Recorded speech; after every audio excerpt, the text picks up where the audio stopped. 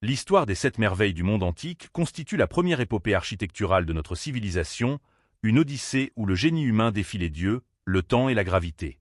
Cette liste fut popularisée vers le IIe siècle avant notre ère par des auteurs grecs tels qu'Antipater de Sidon ou Philon de Byzance.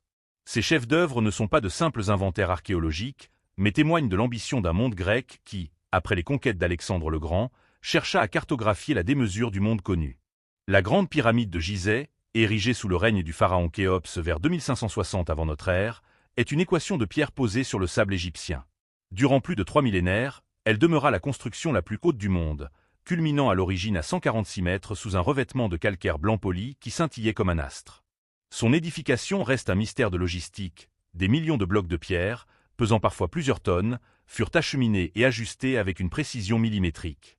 Au-delà de sa fonction funéraire, elle symbolise une maîtrise absolue de l'astronomie et de la géométrie, ses 4 faces étant orientées vers les points cardinaux avec une erreur infime. Elle demeure l'unique rescapée de la liste originale, prouvant que la simplicité de la forme pyramidale est l'ultime rempart contre l'érosion des siècles. Au cœur de la Mésopotamie aride, les jardins suspendus de Babylone auraient été accomplis par le roi Nabuchodonosor II pour consoler son épouse, Amiti, dont le regard languissait après les montagnes verdoyantes de sa Médie natale. Ces jardins ne pendaient pas réellement, mais étaient disposés sur une série de terrasses de briques s'élevant en gradins, créant une montagne artificielle couverte de plantes exotiques. Le véritable prodige résidait dans le système d'irrigation, des machines hydrauliques ingénieuses, probablement des vis d'Archimède avant l'heure, puisaient l'eau de l'Euphrate pour irriguer ces cimes artificielles. Entre légende et réalité, ces jardins incarnent la volonté de l'homme de corriger la nature par l'artifice, transformant un désert poussiéreux en un Éden suspendu entre ciel et terre.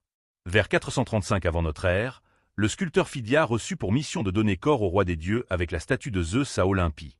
Le résultat fut une œuvre colossale de 12 mètres de haut, utilisant la technique complexe de la chryséléphantine, mêlant l'armature de bois à des plaques d'ivoire pour la peau et d'or pur pour les vêtements.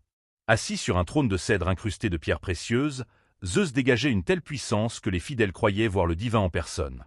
Cette œuvre matérialisait la présence sacrée sur terre, utilisant l'art pour rendre le spirituel tangible et impressionnant aux yeux du monde grec durant les Jeux olympiques.